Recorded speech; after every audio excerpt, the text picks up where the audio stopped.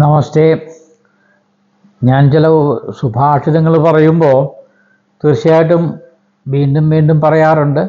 കാരണം സുഭാഷിതം ഇന്ന് ലഭ്യമായവയെല്ലാം ഏകദേശം ഒരു തവണ പറഞ്ഞിട്ടുണ്ട്.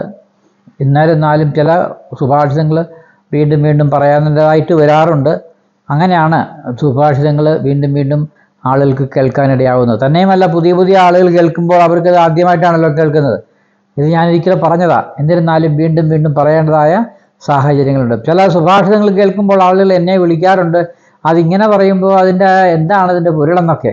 ഇപ്പം ഈ സുഭാഷിതം പറയുകയാണ്, ഉപാർജിതാനാം അർദ്ധാനാം ത്യാഗ ഏവഹി രക്ഷണം തടാകോദര സംസ്ഥാനാം പരിഹാര ഇവാംഭസാം. ഒരു സുഭാഷിതമാണ്. അപ്പം നേടിയ സമ്പത്തുകൾ നമ്മൾ ത്യജിക്കുകയാണ് അവ രക്ഷിക്കാനുള്ള ഏക മാർഗം. ഇതൊരാളോട് ഒരിക്കൽ എന്നെ ഒരാൾ വിളിച്ച് ചോദിച്ചാൽ, നിങ്ങളിങ്ങനെ പറഞ്ഞല്ലോ നമ്മൾ നേടിയെടുക്കുന്ന സമ്പത്ത് ത്യജിക്കുമ്പോഴാണ് അതിനെ രക്ഷിക്കാൻ പറ്റുന്നുള്ളൂ, അല്ലാതെ രക്ഷിക്കാൻ പറ്റില്ലേന്ന്. അപ്പം ത്യജിക്കുക എന്ന് പറയുമ്പോൾ ഉപേക്ഷിച്ച് കളയാനല്ല പറഞ്ഞത്. ഉപേക്ഷിച്ച് കളയുന്ന രീതിയിലല്ല പറയുന്നത്. അതിൻ്റെ ഒരു നിശ്ചിത ഇപ്പം നമ്മൾ ദാനം ചെയ്യാറുണ്ട്. അത് നിശ്ചിതമായിട്ടൊരു അളവിൽ നമ്മൾ നേടുന്ന സമ്പത്ത് നമ്മൾ ത്യജിക്കുക, അവിടെ ദാനം ചെയ്യാണ്. അപ്പോൾ ദാനം ചെയ്യുമ്പം ആ സമ്പത്ത് എന്ത് ചെയ്യും? വർദ്ധിക്കുകയുള്ളൂ, ഒരിക്കലും കുറയില്ല.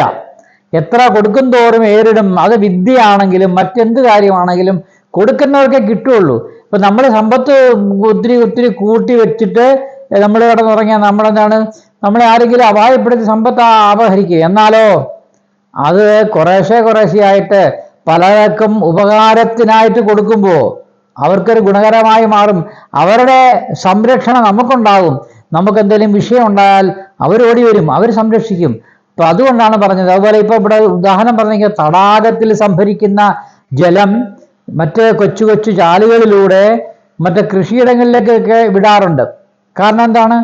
അതുകൊണ്ട് കൂടുതൽ ഗുണമാണ് ഉണ്ടാകുന്നത്. കൃഷിഫലങ്ങളൊക്കെ വളരെ നല്ല രീതിയിൽ പുഷ്പിച്ച് അല്ലെങ്കിൽ കിളിർത്ത് വലിയ സസ്യങ്ങൾ ധാരാളം ഉണ്ടായി ജനങ്ങൾക്ക് ഉപകാരപ്രദമായ സമ്പൽ സമൃദ്ധമായ ഒരു സാഹചര്യത്തിലേക്ക് മാറുമല്ലോ. അപ്പോൾ അതുകൊണ്ട് ജലാശയത്തിൽ അല്ലെങ്കിൽ നമ്മുടെ ആ സംഭരിക്കുന്ന ജലം നമ്മൾ ചാലുകളിലൂടെ ഒഴുക്കി വിടുന്നത് പോലെ നമ്മൾ നേടിയെടുക്കുന്ന ധനം പലതരത്തിൽ പല രൂപത്തിൽ നമുക്കതിനെ ത്യജിച്ചാൽ നമ്മുടെ അത്രയും ധനം സംരക്ഷിക്കപ്പെടുകയാണ് ചെയ്യുന്നത്.